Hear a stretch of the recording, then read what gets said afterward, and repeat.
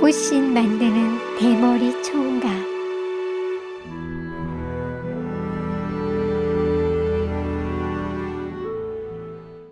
옛날 어느 고을에 꽃신을 잘 만드는 고신이라는 대머리 총각이 혼자 살고 있었다.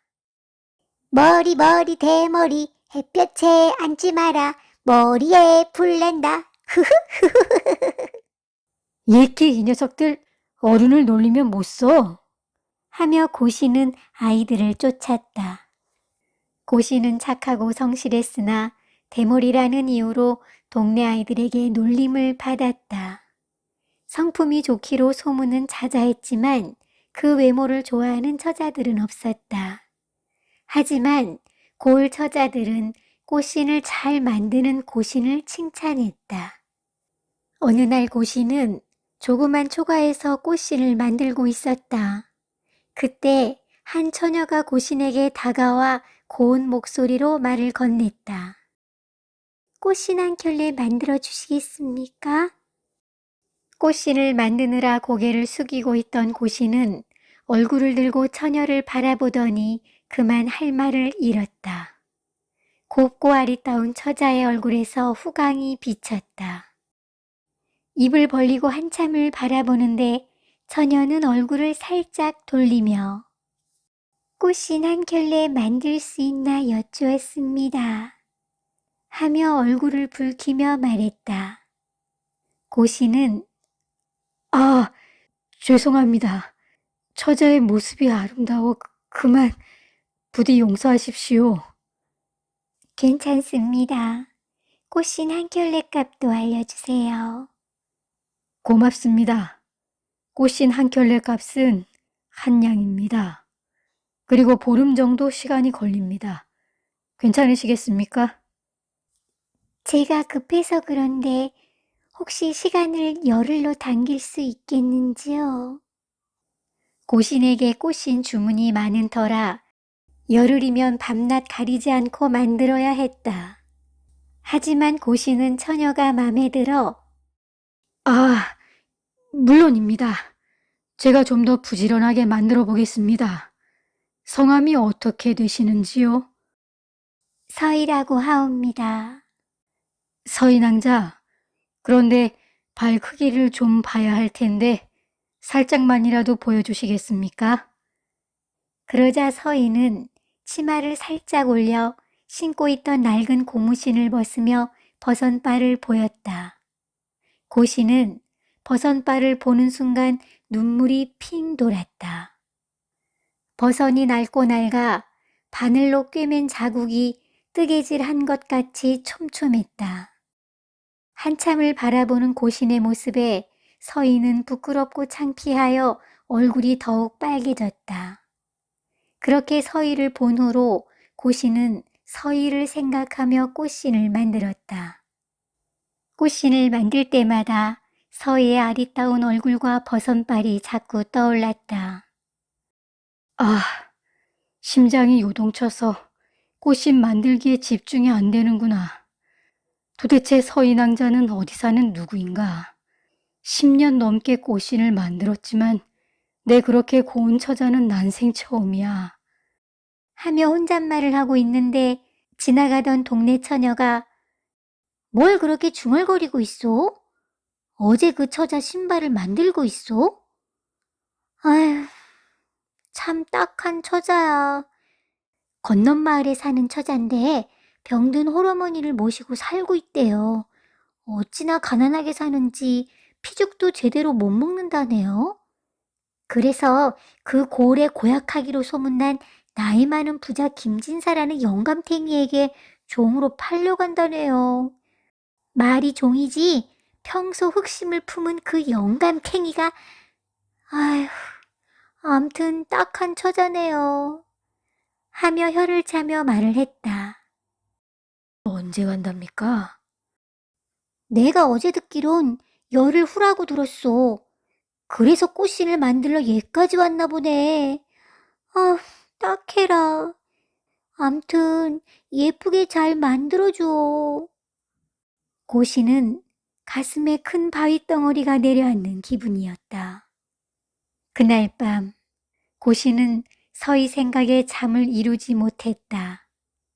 그토록 곱고 마음씨도 착한 처자가 험한 꼴을 당하게 생겼구나 생각하며 어떻게든 서희를 도와주고 싶었다.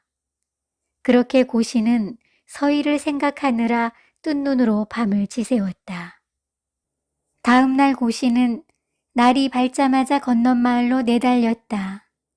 고시는 물어물어 서희 집 앞에 다다랐다. 마침 서희는 마루에 앉아 고을 사람들이 맡긴 바느질을 하고 있었다. 땀을 뻘뻘 흘리며 다가오는 고신을 보자 서희는 깜짝 놀라며 말했다. 아니, 얘까지 어인일로 오셨습니까? 땀을 많이 흘리셨습니다. 일단 물이라도 드시는 게 좋겠습니다. 하며 물을 가지러 가자 고시는 서희의 팔을 잡으며 물은 괜찮습니다. 서희 낭자에게 드릴 말씀이 있어서 왔습니다. 그러자 서희는 고신의 손을 슬며시 뿌리치며 무슨 말씀인지요?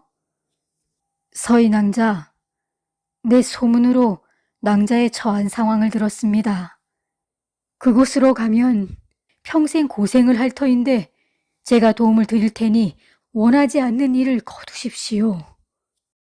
제게 어이 그런 말씀을 하시는 건지요? 이미 벌어진 일입니다. 그러니 제게 그런 과분한 말씀을 거두시지요. 서희 낭자, 사실은 처음 서희 낭자를 본 순간부터 제 마음을 가눌 수가 없습니다. 저는 평생 낭자를 행복하게 할 자신이 있습니다. 그러니 부디 마음을 바꿔주십시오. 어찌 저를 이렇게 부끄러움으로 내모시는 겁니까? 저는 이미 몸종으로 가기 위해 꽃신값도 받고 쌀 한 가마니나 받았습니다. 그러니 더 이상 저를 힘들게 하지 마십시오. 제가 꽃신값과 쌀 한 가마니를 대신 갚아드리겠습니다. 그러니 제발 그 험한 곳으로 가지 말아 주시오. 부탁입니다. 제가 만약 몸종으로 가지 않는다고 하면 당신은 위험에 처할 것입니다. 그러니 제발 그냥 돌아가십시오. 부탁이옵니다. 그러자 고시는 힘없는 목소리로 낭자도 내 외모가 싫으신 건지요? 하고 말했다. 그런 것이 아니옵니다. 외모가 뭐가 중하겠는지요? 어머님이 편찮으셔서 이만 들어가 보겠습니다. 그렇게 서희는 눈물을 참으며 방으로 들어갔다. 고시는 눈물을 흘리며 떨어지지 않는 발걸음을 옮겼다. 서희는 문틈으로 축 처진 고신의 뒷모습을 바라보며 어찌 나를 이토록 생각한단 말인가. 저렇게 착한 분이 세상에 또 어디 있을까. 고신님의 마음을 아프게 한 내가 죄인 같구나. 하지만 김진사가 알면 고신님을 죽이려 들 테니 잊어버리자 생각하며 문고리를 잡고 어머님 몰래 울었다. 고시는 어떻게 해서든 서희 낭자를 도와주고 싶었다. 하지만 할 수 있는 일이 꽃신 만드는 일밖에 없었다. 고시는 하늘에 맹세했다. 하늘이시여, 서희 낭자가 몸종으로 가는 일이 없도록 해 주십시오. 꽃신이 완성될 때까지 물 한 모금 마시지 않고 곡기를 끊고 기도하겠습니다. 하며 손님도 받지 않고 골방에 앉아 서희 낭자를 위한 꽃신을 만들었다. 그렇게 열흘이 되었다.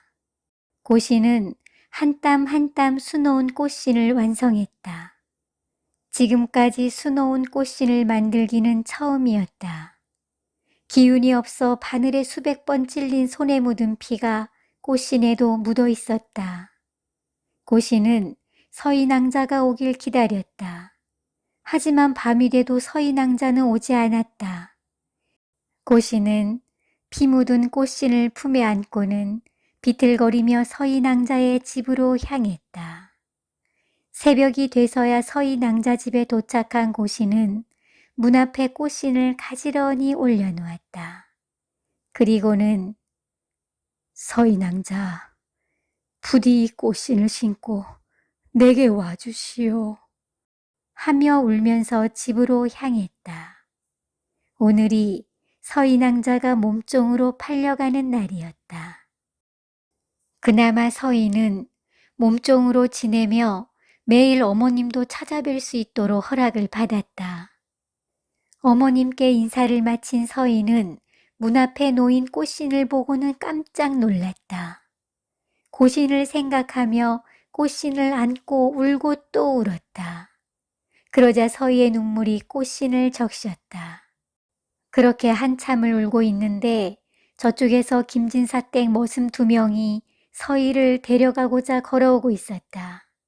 서희는 눈물을 닦으며 꽃신을 신었다.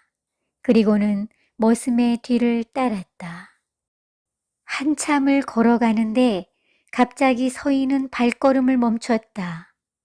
그러자 머슴 중 한 명이 아니 뭐하는 거요? 어서 가야 하오. 제 시간에 도착하지 않으면 우린 김진사에게 큰 벌을 받을 것이오. 하며 재촉했다. 제가 멈춘 것이 아닙니다. 발이 떨어지질 않습니다. 꼼짝할 수가 없습니다. 아니 뭐요? 왜 우릴 놀리는 게요? 하며 머슴들이서 서인왕자를 잡아당겼다. 하지만 서인왕자는 꼼짝도 하지 않았다. 머슴들은 소스라치게 놀랐다. 심지어 꽃신에서 빛이 나더니 물러서지 못할까? 하는 소리가 들렸다. 머슴들은 귀신이라 생각하며 놀라 도망쳤다. 그러자 꼼짝 못하던 서희가 발걸음을 옮기기 시작했다. 서희는 아니 이게 무슨 일이지? 꽃신이 내 발을 옮기고 있으니 이건 분명 고신님이 꽃신에 무슨 일을 벌인 게 틀림없어 라고 생각했다. 그렇게 서희는 꽃신이 발을 옮기는 대로 갈 수밖에 없었다. 한참이 지나자 서희는 고신 집 앞에서 멈추었다. 서희는 떨리는 목소리로 고신을 불렀다. 고신님, 좀 나와 보십시오. 여쭐 말씀이 있습니다. 하지만 아무리 불러도 고신은 대답을 하지 않았다. 서희는 발걸음을 옮겼다.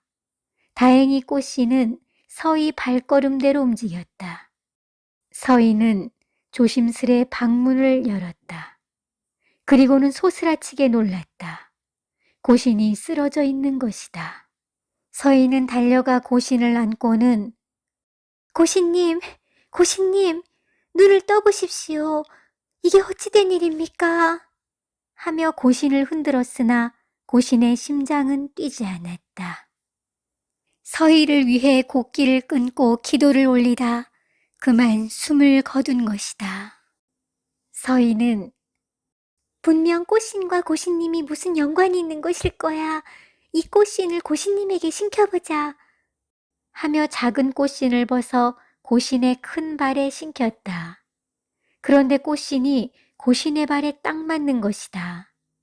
그러자 꽃신에서 빛이 나더니 고신이 일어났다. 그러더니 서희에게로 걸어오는 것이다. 서희낭자니, 서희낭자가 몸종으로 가는 일이 없도록 꽃신을 만들며 하늘에 기도를 올렸습니다. 이건 분명 하늘이 도운 것입니다. 그러니 평생 저와 함께 꽃신을 만들지 않겠는지요. 그러자 서희는 울면서 보잘것없는 저를 위해 목숨도 마다하지 않으신 이 은혜를 어찌 있겠는지요. 저를 거두어 주셔서 정말 고맙습니다. 하며 고신의 손을 잡았다. 고신은 서인왕자, 내 마음을 헤아려 주어 정말 고맙소. 말하며 서희를 꼭 껴안았다. 그렇게 서희는 고신이 만들어준 꽃신을 신고 고신과 결혼식을 올렸다. 이 소문이 김진사 귀에 들어가자 김진사도 서희를 포기했다. 그 후 결혼을 앞둔 처녀와 총각들은 꼭 꽃신을 신고 결혼을 하게 되었으며 고신과 서인은 꽃신을 더욱 정성껏 만들며 어머님을 모시고 잘 살았다.